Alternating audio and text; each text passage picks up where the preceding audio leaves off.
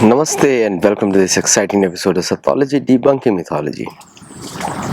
Pakistan, Turkey और Saudi Arabia तीनों Sunni countries, ये लोग नो एग्रेशन पैक्ट साइन करते हैं नेटो के जैसा कि जो भी इनमें से किसी एक पे आक्रमण करेगा तीनों एक साथ उस पर आक्रमण करेंगे। ये पैक्ट बनाया गया इजराइल के, ईरान के विरुद्ध, क्योंकि इनमें से तीनों किस पे आक्रमण कर सकते हैं। टर्की के दुश्मन सबसे बड़े कौन से हैं? टर्की का सबसे बड़ा दुश्मन है ग्रीस, साइप्रस। क्या उस पर आक्रमण कर सकता है? उस पर पाकिस्तान आक्रमण करेगा? ईयू टूट पड़ेगा उसके ऊपर, नहीं कर सकता। टर्की का दूसरा बड़ा दुश्मन कौन सा है? इंडिया। इंडिया पे कैसे आक्रमण करेगा? वो कर तो ट्राई तो कर लिया सिंदूर में, और उसको मालूम है कि इंडिया उसका क्या हालत करेगा या इजराइल क्या हालत करेगा उस तरफ से, समझे आप? टर्की भी आक्रमण नहीं करेगा। अब आते हैं सऊदी अरेबिया। सऊदी अरेबिया की सेना है ही नहीं, वो लड़ ही नहीं सकती। Saudi Arabia is a classical case जिसको तेल खींचने के लिए उसको वेपन्स दिए गए। बहुत सारा ऑयल जो उसको बेचा, वो ऑयल जो अमेरिका को बेचता है उसके लिए उसको पैसा नहीं दिया जाता, उसको वेपन्स दिए जाते हैं। तो तेल दे के वो वेपन्स लेता है वो उसकी वैल्यू के बेसिस पे। तो क्या टर्की, क्या सऊदी अरेबिया किसी पे आक्रमण कर सकता है? नहीं, उसकी फोर्सेस तो स्वयं डिपेंडेंट है पाकिस्तान के ऊपर। तो ये किसके लिए तीनों का एग्रीमेंट? ईरान के लिए। अब क्या ईरान से पाकिस्तान लड़ने की तैयारी में है? बिल्कुल नहीं। ईरान देखिए, Pakistani air force is much better train than Irani air force. Pakistan के ऊपर मिसाइल्स भी हैं जो ईरान के विरुद्ध यूज कर सकता है, लेकिन क्या ईरान के साथ वो वॉर झेल सकता है? बिल्कुल नहीं झेल सकता। IRGC ने कितनी बार उनको बताया है कि किस तरह वो बॉर्डर एरियाज में बहुत तकलीफ क्रिएट कर सकते हैं। बलूचिस्तान इंडिपेंडेंट हो सकता है तो अगर IRGC के साथ लड़ेंगे। तो ये अलायंस ही बेकार है, ये तीनों का अलायंस बेकार है। क्या तीनों मिल के भारत से लड़ेंगे? पॉसिबिलिटी नहीं है। सऊदी अरेबियन इकोनॉमी भारतीय इकोनॉमी पे डिपेंडेंट रहती है। खाना कहाँ से आएगा? उसकी स्ट्रेट्स कैसे खुलेंगे? और वॉर में आपको टोपोग्राफी देखी जाती है। The topography plays a major role in any war. अगर हुथियों ने, जो कि ईरान के साथ काम करते हैं, उन्होंने रेड सी बंद कर दिया और कोई कुछ नहीं कर पाया, हॉर्मुज स्ट्रेट बंद कर दिया, ईरान ने कोई कुछ नहीं कर पाया क्योंकि टोपोग्राफी उनके साथ थी। अगर युद्ध के समय में भारत रेड सी बंद कर देता है, which it can very easily do, बाकी लोग तो इतना भी ना कर पाए, Bharat can do very easily. Bharat can close all three. Hormuz strait को भी बंद कर सकता है भारत, रेड सी को भी बंद कर सकता है, मलाका को भी बंद कर सकता है। दुनिया में ट्रेड ठप जब तक भारत बंद करके रखेगा। ओके, तो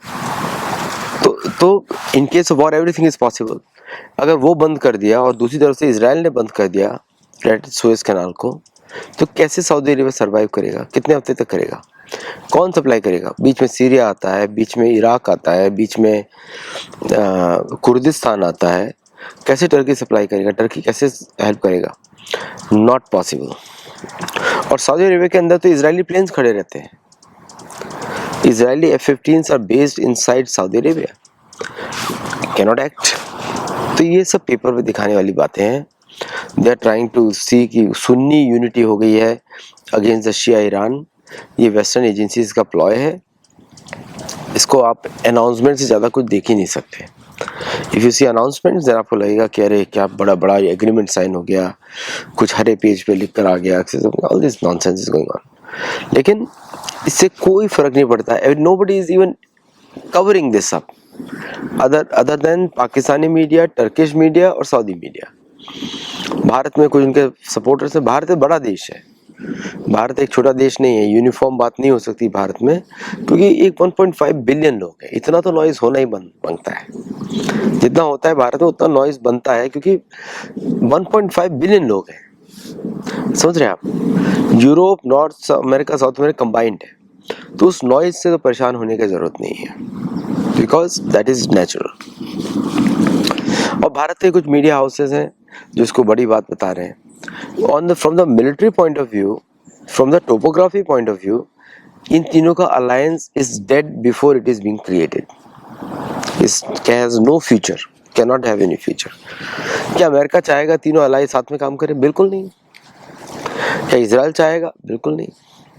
तो उनके उनके जो सबसे बड़े दुश्मन इन तीनों में, पहला तो ईरान है, दूसरा भारत है, तीसरा इजराइल है, और बाकी देश क्या करेंगे? और साथ में फिर ईरान के साथ आ जाएंगे हूथी और यमन और ये सब लोग आ जाएंगे। तो कहाँ से ये तीन का अलायंस काम करने वाला है? मीन्स क्या दिख रहा है कि Israel is getting it's way, Iran और अमेरिका का समझौता हो रहा है और स्ट्रेट ऑफ हॉर्मुज बंद हो जाएगा, ईरान को यूएस सपोर्ट करने वाला है। This is what they are seeing, और इसके लिए वो ऐसा नाटक कर रहे हैं। ये सब नाटक तब तक ही चलने वाला है जब तक यूएस के साथ पास रिजर्व करेंसी है, उसके बाद कुछ नहीं चलने वाला। उसके बाद किसी का कोई वैल्यू नहीं। भारत में ये जितने भी फ्रॉक स्कर्ट्स में घूमते सारे दिन ब दिन कन्वर्ट हो जाएंगे, वापस सनातन धर्म में आ जाएंगे। The kind of noise they are making is very good for Hindus, है ना? क्योंकि पता लग रहा है कि हिंदुओं को ये तो किस लिए बैठे हुए हैं भाई, ये मोटे मोटे लोग जो है खा पी के जो मोटे हो गए हैं, किस लिए बैठे हुए हैं सफेद चोंगे में? They are all working for anti Bharat forces, और क्रिश्चियनिज्म उनका एक बहाना है, कैथोलिज्म एक बहाना है, दे जस्ट कन्वर्टिंग। जैसे यूएस डॉलर जाएगा इन सबका गेम खत्म। और भारतीय फॉरेन मिनिस्ट्री ने तो डांट भी दिया यूएस कांग्रेसमैन को कि भाई बकवास करना बंद कर दो, it is India, India will decide its own. भारतीय लॉ में अमेरिकन, और अभी पता लगा, अप्रैल में अनाउंस हुआ था ये, अब जाके न्यूज़ बना है कि रैंडी एलन जॉर्ज जो कि 4 स्टार जनरल थे, उनको फोर्स करके रिजाइन करवाया गया अप्रैल 2, 2026 को। ओके, उन्होंने जाते जाते बोला कि ये जो ट्रम्प है ये व्यक्ति मेंटली ठीक नहीं है, और इससे पूरे डिफेंस एस्टेब्लिशमेंट अमेरिका में आग लग गई। उसके बाद 100 से ज़्यादा जनरल्स रिज़ाइन किए, और वो क्यों रिज़ाइन किए? Because they did not trust the leadership और the war which was being waged उनके बिहाफ पर। और इसलिए आप देखते हैं कि यूएस मिलिट्री जो है कंफ्यूज अवस्था में लड़ रही है, कभी अटैक करती है, कभी जम के बमबारी करती है, फिर शांत बैठ जाती है। मतलब वो अपने नेचुरल तरीके से नहीं लड़ रही है। यूएस मिलिट्री वेरी ऑर्गेनाइज्ड है, वेरी डिसिप्लिन्ड है, and they work in a very, अगर प्रेशर उनके पास जो मिशन दिया जाता है वो बड़ा एग्जीक्यूट करते हैं, प्रोफेशनली एग्जीक्यूट करते हैं। और सेम लाइक इंडियन आर्मी भी प्रोफेशनली एग्जीक्यूट करती है, लेकिन उनको अगर आप प्रोफेशनल्स को प्रोफेशनली काम नहीं करने दोगे तो कैसे काम होगा?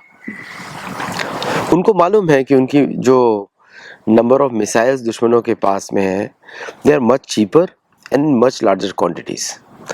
अब तो लेवल प्लेइंग फील्ड हो चुका है, सुपर पावर स्टेटस जा चुका है, because everybody has the same weapons. अब आप एक दो केस में यूज़ कर सकते हो कि प्लेन को हवा से गायब कर देना, जैसे MS-370 को किया था, फिर फोर्स लैंड कराया था डिएगो गार्सिया में। आप एक दो केसेस में ऐसा कर सकते हो, लेकिन मास स्केल पे कैसे करोगे? जब वो मास स्केल पे रोबोट्स आने, तो एक स्ट्रेटेजिक थॉट आया है कि मिलिट्री के लेवल ऑफ अपोजिशन को बढ़ा दिया जाए। देखिए कितना इनोवेशन उसमें आप यूज़ कर सकते हो, सैटेलाइट बेस कर सकते हो, AI बेस कर सकते हो, क्या कर सकते हैं। तो उसके लिए बहुत समय लगेगा, बिकॉज वो सब कैपेबिलिटी सभी के साथ आ सकती है, because everybody has access to AI। और AI में का जो बेस्ट मॉडल्स हैं वो चाइनीज़ मॉडल्स हैं इस समय, नॉट इवन अमेरिकन, क्योंकि उनका स्पीड ज़्यादा है, दे कॉस्ट यू फ्रैक्शन, और स्पीड ज़्यादा है, and they have all round thinking. और जिस तरह उनका डेटा का जो मेमोरी, इसलिए भारत को उस पर रोक लगानी चाहिए कि nobody should be teaching AI what you are doing. तो भारत में जो चैट GPT का इतना एक्सेसिव यूसेज बढ़ चुका है, that has to be curbed. उसको भारतीय मॉडल पे लाना पड़ेगा। You have to give way to Indian models, उस पर UI बननी चाहिए लोगों की, जो यूसेज करें लोग। और परप्लेक्सिटी जैसे ऑर्गेनाइजेशंस हैं, उनका हेल्प लिया जा सकता है, how we use the Indian LLM for India. तो आप फॉरेन के LLMs को ट्रेन मत करिए, क्योंकि वो वेपन्स पे यूज होने वाले हैं फ्यूचर में। अगर वो वेपन्स यूज होंगे तो पाकिस्तान को भी पता होगा कैसे इंडियंस बिहेव करने वाले हैं, तो AI के हिसाब से काम करेंगे वो, समझे आप? टारगेटिंग के लिए बहुत यूज किया जाएगा AI को। तो अगर सामान्य पब्लिक जैसे सोचता है उसी तरह की स्ट्रेटेजी बनाएगा। अगर उसका सोचने का तरीका आपका मैप कर लिया, स्ट्रेटेजी आप वैसे बनेंगे। Obvious human ingenuity is always there, लेकिन मशीन तो एक मशीन के हिसाब से सोच रही है ना। अब मिलियन कैलकुलेशंस ले रही है वो एल्गोरिथम से, पैटर्न्स बना रही है, फिर पैटर्न्स पे वो काम कर रही है। So it is becomes verse.